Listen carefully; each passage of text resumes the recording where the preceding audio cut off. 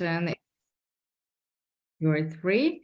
So welcome everybody to this already fourth edition of our Data Sovereignty Seminar series that we have launched in the spring, in fact, with my colleague Clément Perarnaud, who unfortunately cannot be here today, but I want to also thank him as co-organizer and say that he's my partner in launching this series.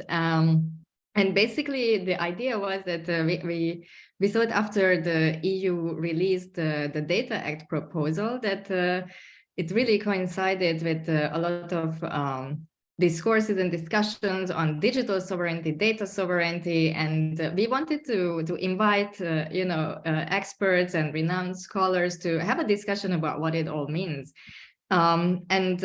Basically, we already had three speakers. I will just very quickly mention how we have evolved so far. So we had Francesca Musiani kicking off the series, talking about digital sovereignty and infrastructure in digital sovereignty with a focus on Russia very specifically.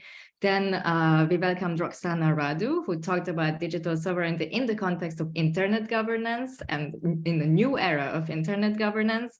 And our third and last speakers were Nick Caldry and Ulysses Mayas, who linked digital sovereignty to digital colonialism. And today we have a specific angle on security, in fact, European security and European integration. I am very, very happy to welcome as our speaker Rocco Bellanova and as a discussant Raluca Csernatoni. Thank you very much for accepting the invitation and being here with us today.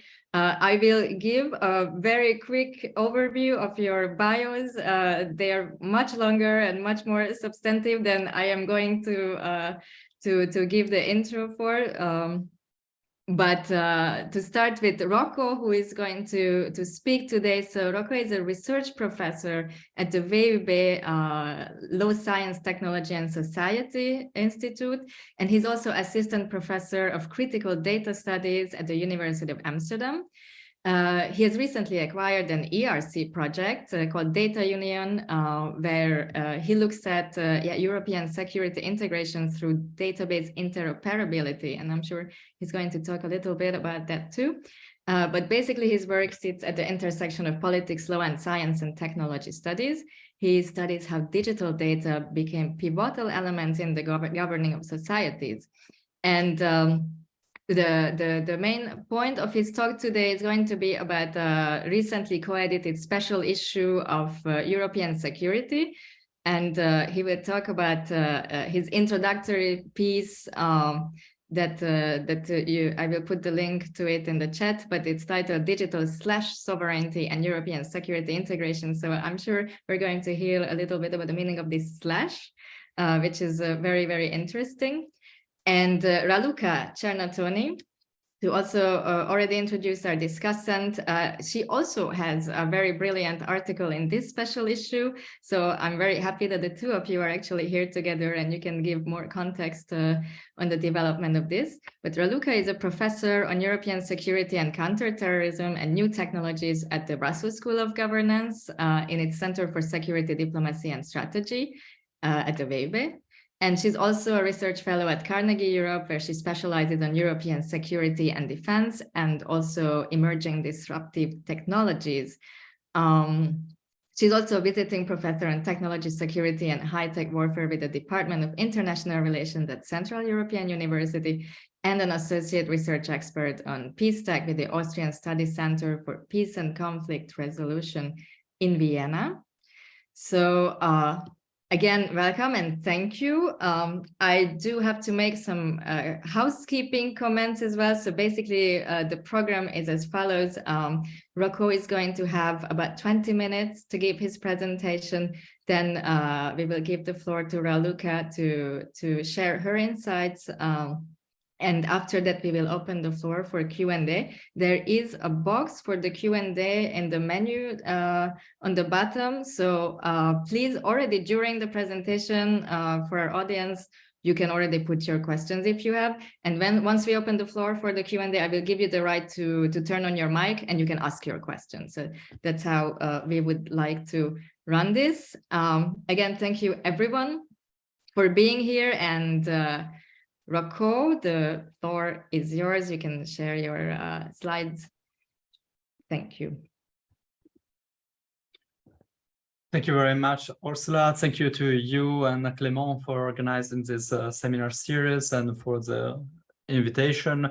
And thank you to the Brussels School of Governance for hosting the overall seminar series. And already big thank you to Raluca for discussing and in a way also keeping alive the conversation that we started now a couple of years ago already.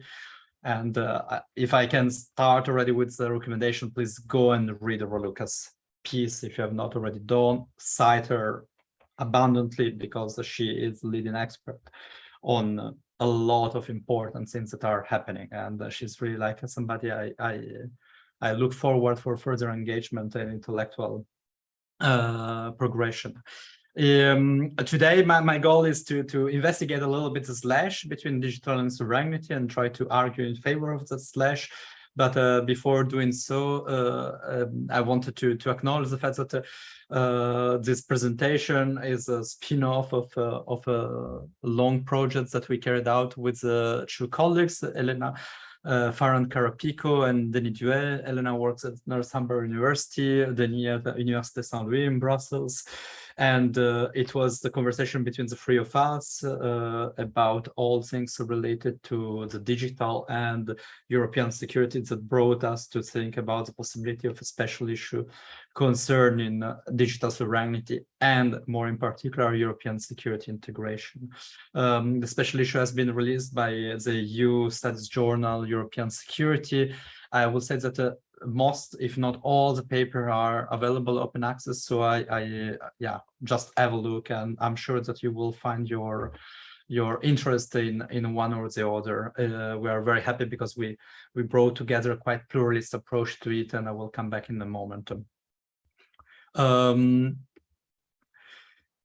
What motivated us is the fact that at some point we heard, as many of you have heard, speaking of digital sovereignty all over the place at European level. So it became what I can call a leitmotif. It's already decreasing, but I think that is probably a good sign, and it's a good sign also for the special issue. And for its relevance, and I will argue about that in a moment.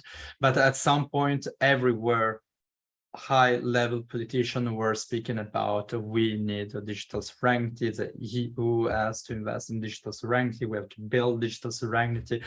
It's this is like a quote from von der Leyen. The digital is a make or break issue that the EU is facing, and then we need sovereignty about that. And for us was kind of a bit bizarre to some extent, in the sense that, okay, we have been working on European security and the digital for the last 12, 14 years. Many of us was new in that. Should we just let the leitmotif fade out? Let's just give it a pass to this buzzword and not be part of this. And then we thought, come on, like there is something interesting in it. The very fact that so high level, high politics are talking about something called digital sovereignty is not only like a satisfaction, not because of the content, but because of the fact that an issue that we have been researching has been tabled at that level. So like to some extent saying that we were not so wrong in discussing technology and digital technology in the last 10 years, but also because we thought that there was something interesting happening there at different level. First of all, because this, as many buzzwords, a loose notion. When you read it, it's like often decline in different way.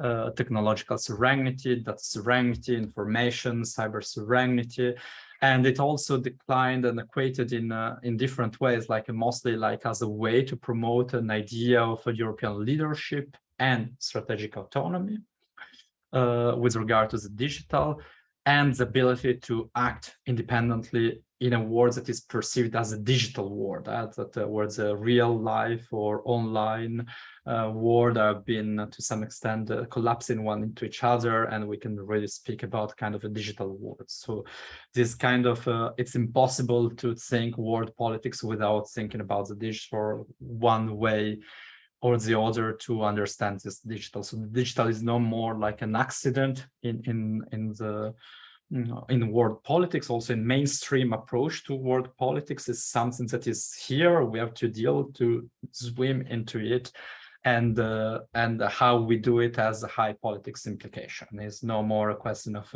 technicians that have to do what we told them to do. Like it becomes like way more urgent. And obviously, like the context in which this debate has emerged lately, it has like a longer origin. We can say that there is a digital sovereignty before digital sovereignty, also at European level. If you just think about data protection legislation and the attention of European institutions with regard being the forerunner and to set the stage at the world stage to some extent with regard to that. I think about all the transatlantic debate with the US, the ongoing saga of a passenger name record, but also the different Schrems cases. I think that we will soon see a third Schrems case, and we see really like the international dimension was already there. This need to demarcate the EU from something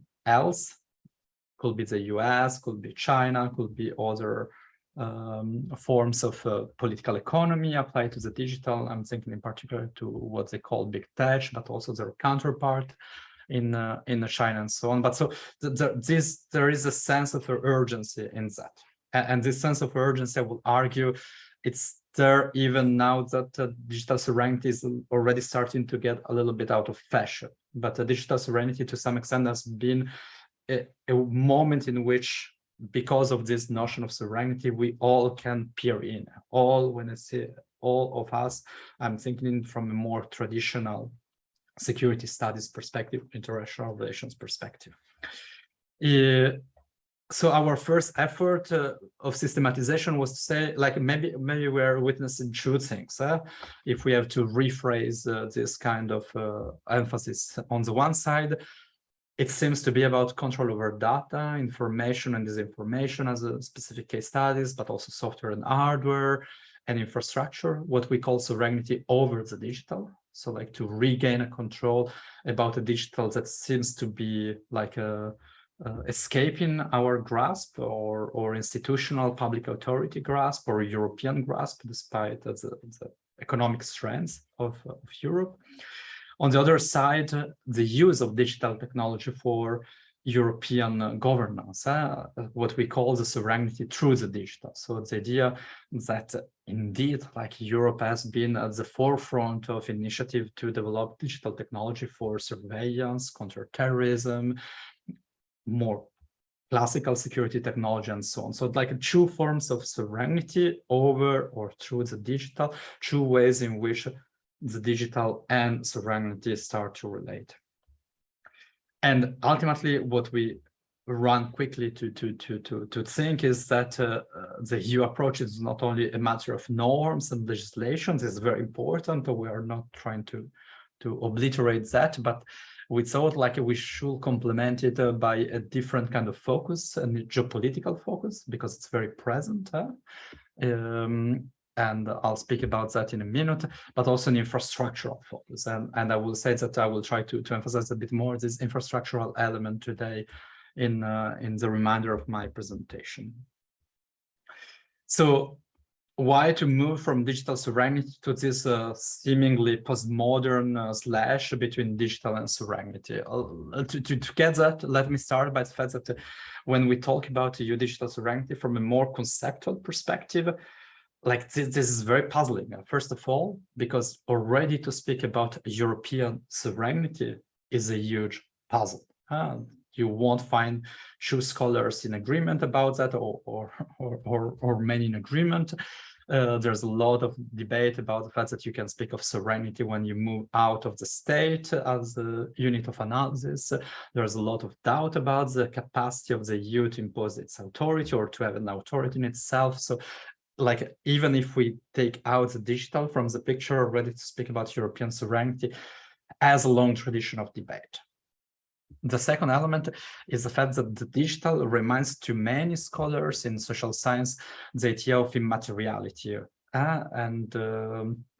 the idea that the digital finally has no territory. Think about all the debate about cyberspace, who is sovereign in cyberspace, what is cyberspace, where is located. It's also digital that we do not have the land, we do not have the grasp that we have developed so far from a sovereign perspective to have a grip on it. And so, like, to speak about digital and sovereignty is problematic because the digital is a known place, is a known lieu, is something that isn't intangible to some extent. And the third element that contribute to this puzzling is the fact that to some extent we shortcut into an understanding that wow, in the middle of COVID we realized that actually big tech, understood as a big company or platforms, if you want to say like that, are so important. And the moment in which European public authority wants us to download an app for contact tracing during the height of an epidemic or a pandemic, they have to knock on the door of Google and Apple to let my citizen download the applications that public authority, developed for them, and that I need to retain control over public health, which is an important function of sovereignty or modern sovereignty to some extent. So out of the blue, we realize that there's a big new kid in town. There are a few big kids in town. They are way bigger and stronger than us, and that they can bully us back, actually. So this is a series of puzzling elements when we start to think about digital sovereignty or European digital sovereignty. So what do you do? Like, just deny European digital sovereignty? It's just a buzzword, but you will end up nowhere. So the idea was to say, like, ultimately, if we take a step back, we can think about digital/sovereignty understood as the rearticulation and continuous rearticulation of digital sovereignty, because first of all, it's an occasion to rethink or to go against oversimplified unitary approach to sovereignty. Yeah, that yes, there is only one sovereign, and that things are quite pretty linear and to some extent not challenged internally. We know by history that this is rarely the case, is ever the case.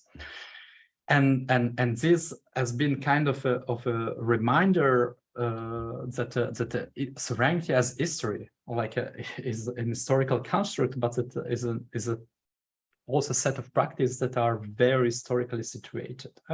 And at the same time, and this is what often social science that are not so aware or not so much in conversation with the history of science technology or with the STS, the digital also is an history, and the digital precursor that is still like the most important power of the digital, that is datafication, as a strong history. And that story of datafication is a story that is very much entangled to the story of sovereignty. So if we go back a little bit to both classical literature in political science, but also classical literature in STS, we can think about the work of de Roisier, Jan Akin, James Coate, and so on, that show how the birth of statistics, the birth of forms of calculation, bookkeeping, and recording and quantification have been the clear core engine of statecraft.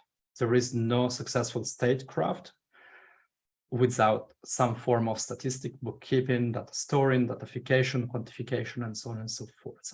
So the idea was to say, like, let's not think digital sovereignty as a huge break. It's not so much of a complete novelty, but what is interesting is the rearticulation, the discontinuities that it is expected to bring about. So the slash is really like an invitation to think the two as a form of rearticulation, how sovereign power and digital technology can be brought together and rearticulated.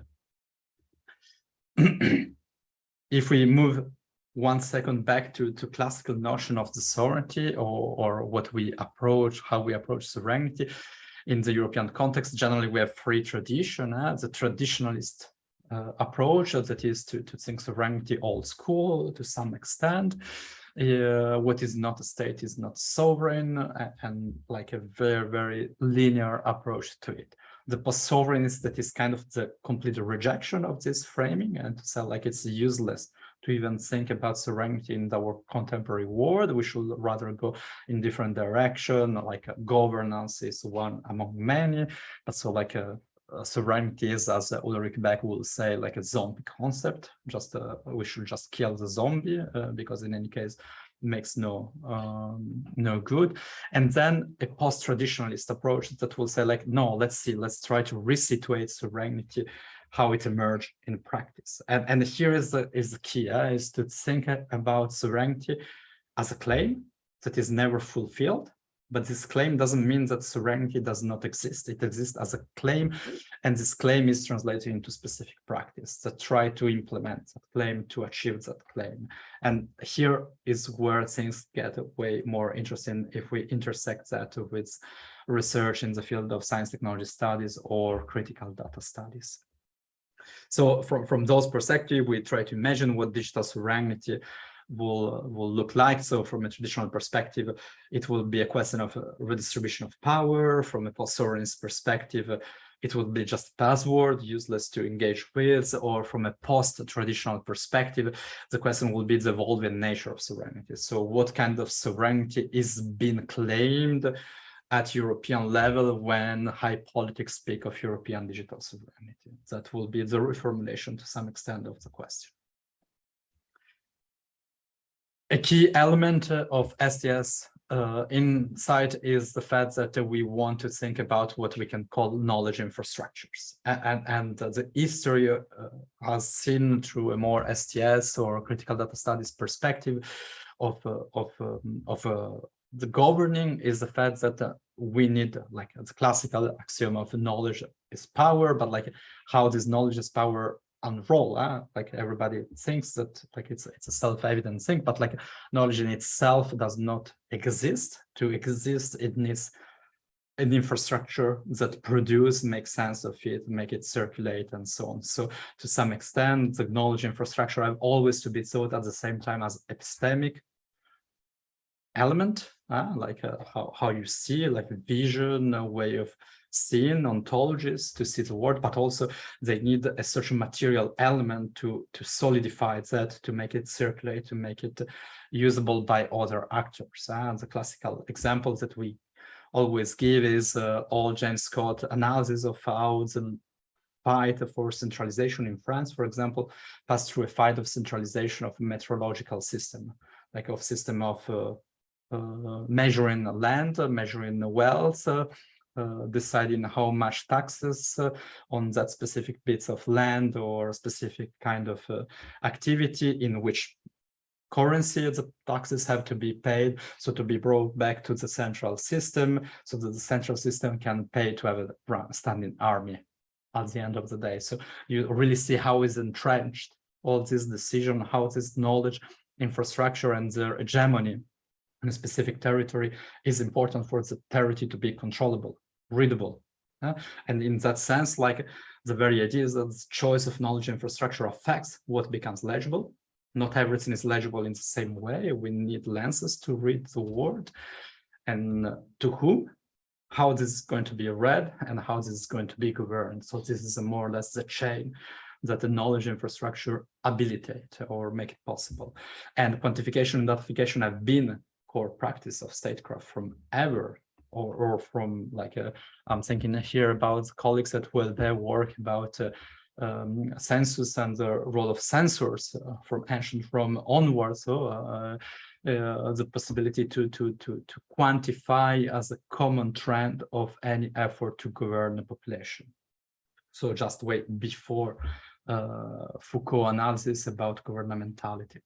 And the other element that really strikes me a lot is that in the 80s, there is a literature focusing very much on what Michael Mann calls the infrastructural power of the state, saying that the moment in which this infrastructure became digital, and you can imagine and remember how much the creation of a digital database for population registry and the like have impacted contemporary statecraft or contemporary form of statecraft, the possibility of welfare, or the possibility to control the population.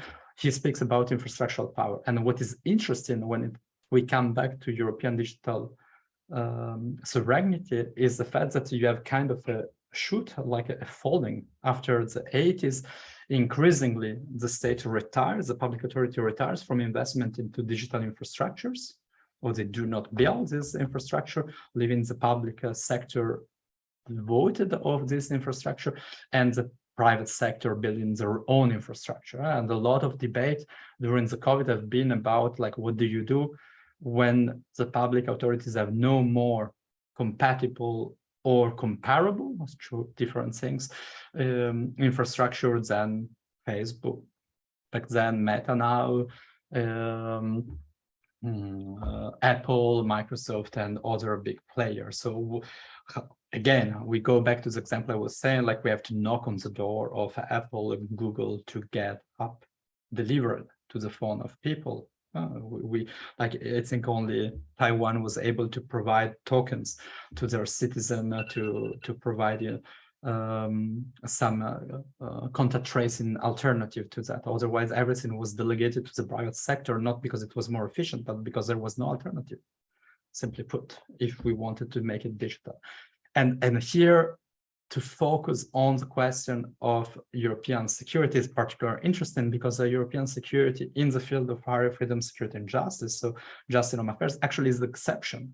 This is the only place where Europe has invested a lot in building up infrastructure such as large-scale database held at European level and connected at national level, such as the Schengen Information System, the Visa Information System, Eurodac, and so on and so forth.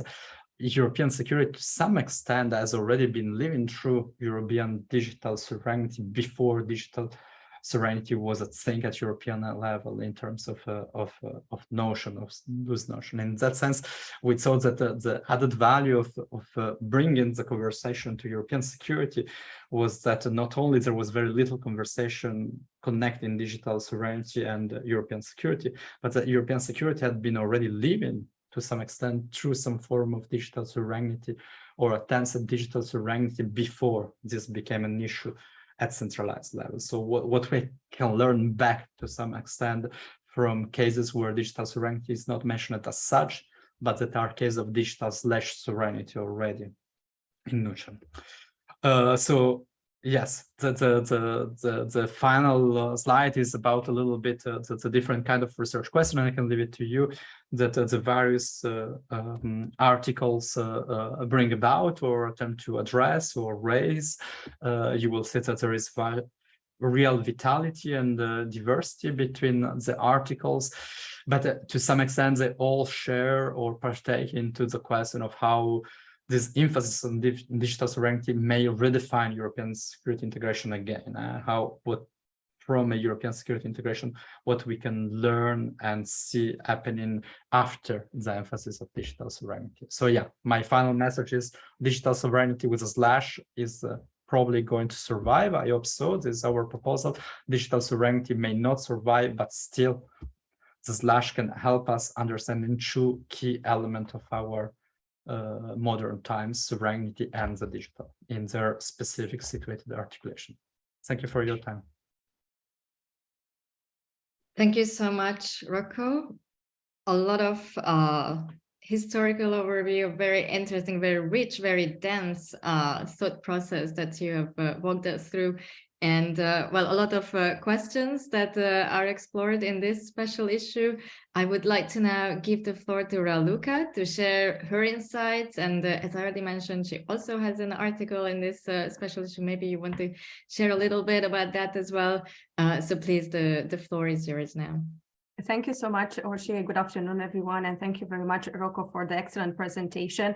In a way, you preempted or prevented, or let's use all the risk conceptualizations, my points in terms of my reactions to this presentation. But I will try to contextualize a little bit more my, let's say, hot and cold reactions to the presentation as well as to the introduction. So Again, thank you very much for this article, and especially for pointing out something that haunted for some time my social technical imagination, namely the sense of urgency, and what, for instance, the EU has been doing in the past couple of years in terms of responding to this sense of urgency that you already showcased. In a sense, we are witnessing this rapid configuration of ever smarter digital technologies on the one side, this high-tech euphoria and the promises of the so-called, yet again, hyped fourth industrial revolution. And on the other side, we see this rise of geopolitical power and great power competition, or what I call this landscape of geopolitical doom and gloom. And I situate, for instance, the proliferation of buzzwords and hyped notions such as digital sovereignty, technological sovereignty, or strategic autonomy at the EU level in this or against this background in recent years. And I find that this mixture of rapid technological advancements, but also a form of sovereignty gap with other geopolitical players starting to play an even more important role on the international stage. And you already referred here to the big tech or technological giants, a sovereignty gap for governments, and sometimes also for EU institutions and agencies when it comes to controlling critical digital infrastructures, indeed issues related to data and privacy and all these issues that in a way showcase the sense of urgency, but also a sense of flux and a sense of uncertainty. And more importantly, and in relation to the special issue and the European Security Journal, they proliferate a sense of insecurity. And I think that this is highly important given the current conversation that we have been having because of this shifting geopolitical conditions, but as well as these moments of emergence and folding fluidity. When I argue, and also this special issue argues in most of the article proposed that this sense of flux and emergence, or in using your conceptual taxonomy of post-sovereign conceptual imaginaries, it also provides a window of opportunities when meanings and governance processes and structures are also emerging and are in flux and are not yet fixed. And I always use this example of Gramsci when describing the moment that we are living, especially when it comes to technological and digital sovereignty. It's the fact that the EU and other EU member states are reacting to this old world that is dying, where traditional notions and understandings about territoriality and boundaries are also being impacted and shaped by the impact of globalization previously, and the digital as a very sui generis domain. You mentioned this immateriality, but at the same time, a new world is struggling to be born. And this new world is, in a sense, a return to geopolitics. And this has also been treated in the special issue as well, in trying to understand the notion of digital sovereignty through these lenses. So there is another aspect in the sometimes overused Gramsci quote that says that now is the time of monsters. And I'm wondering whether digital sovereignty is one of this type of monsters of our age that prompt governments and the EU to pursue strategic autonomy and digital technological sovereignty, or as you said, by following back the zombies or Frankensteins of our age. But what I want to kind of react to the presentation as well, and the fact that the special issue brings particularly a value added, is to engage substantively both with the conceptual plurality and pluralism of various theoretical and conceptual lenses at the intersection of international relations, European studies, science and technology studies, law at the same time, but also a variety of empirical vignettes and examples and illustrations that try to capture these new specific institutional and political arrangements that are prompted by what I call also this emerging vision of digital sovereignty, digital/sovereignty, that tries to capture, various ways through which institutions, governments, instance, try to mitigate or hedge against social technical changes. And I think that this is an important point to address in relation to this notion of uncertainty and unease, and to bring in again what you really expertly reference this power dynamics and power struggles, and how, for instance, whether hyped or not, notions such as digital sovereignty, these types of notions have power effects in terms of their knowledge production, co-production, but also in terms of capturing governance and policy agendas when it comes to internal security. And in my article in the special issue, I also look at defense, let's say more in the hard defense military angle, especially when it comes to the EU. So in this regard, I think that notions, or engaging substantially with notions such as digital/sovereignty, is highly important at the moment, especially because it is this moment of transition when collective or expert imaginaries about technological innovation, the digital transition, but how also this nexus between the digital and security are being negotiated and developed and co-shaped at this moment. And especially in terms of trying to understand specific relationships between security, science, technology, and the digital, especially in relation to the EU, and more precisely, especially in terms of always securing and mitigating towards a future. So having this future-oriented angle in terms of not only providing safety and security now, both at more the ontological security level, ideational level, but also in terms of building capacity and capabilities. And you rightly pointed out this notion of digital sovereignty manifested through certain high-tech tools or digital tools, and the ways in which there is a drive at the moment to build this strategic, let's say, critical technological domains, or to reduce dependencies. So, as you mentioned, there is at the moment a constellation of buzzwords, a plethora of hyped terms. Digital sovereignty and technological sovereignty are one of them, let's say, but there are others: data sovereignty, semiconductor sovereignty, strategic autonomy, open strategic autonomy, strategic sovereignty at the same time. These are circulated mostly within institutional context, of course, at the EU level. And there are different flavors and different preferences here, interests that reflect certain institutional positionings. But as this special issue also highlights, such tropes are really linked to broader, indeed, historical processes, and they need to be further contextualized in theoretical traditions. But this is more, let's say, looking towards the history and the ideological and theoretical underpinnings behind both the digital/sovereignty. But one aspect that is highly relevant for this special issue, and this is why I believe that it will not, let's say, fall out of fashion, as you mentioned, is the fact that they also provide the tools, for instance, for this broader imaginary, social technical imaginaries. And this is more towards, again, moving towards the future, and how certain imaginaries of technological digital sovereignty, but also techno-solutionism, again, capacity building, all these notions are in a way mobilized at the moment for securing and for preventing this unsafe, risky future. You have linked here to, you have referenced here quite a number of these policy domains,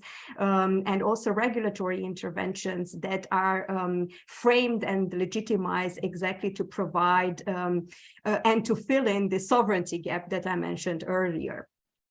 So in this respect, I find that the special issue edited by you, Helena and Denis, is really a conceptual and empirical tour de force, especially because it provides this complex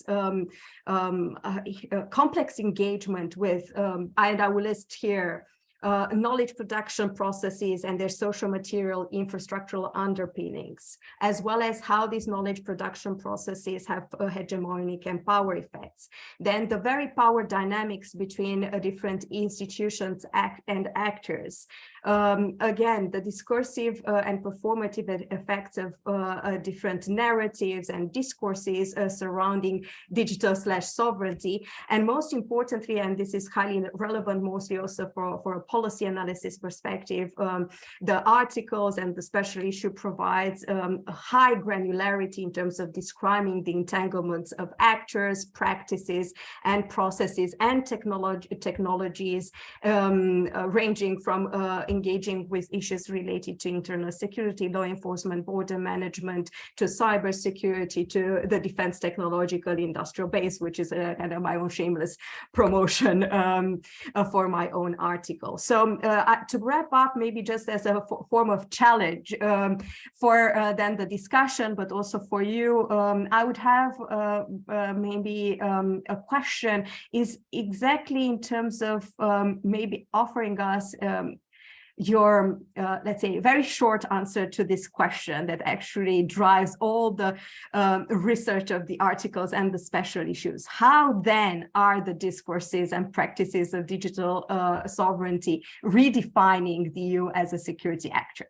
So this is, I would say, one of the key questions at the moment when it comes to providing this transdisciplinary or in terms of really arguing for this transdisciplinary engagement with European security integration, and why we should mobilize, for instance, conceptual lenses from other schools of thought to really unpack, for instance, this digital/sovereignty/ I would add security nexuses. So I'll stop here and thank you once again for the invitation, Orsi, and looking forward to the discussion later on.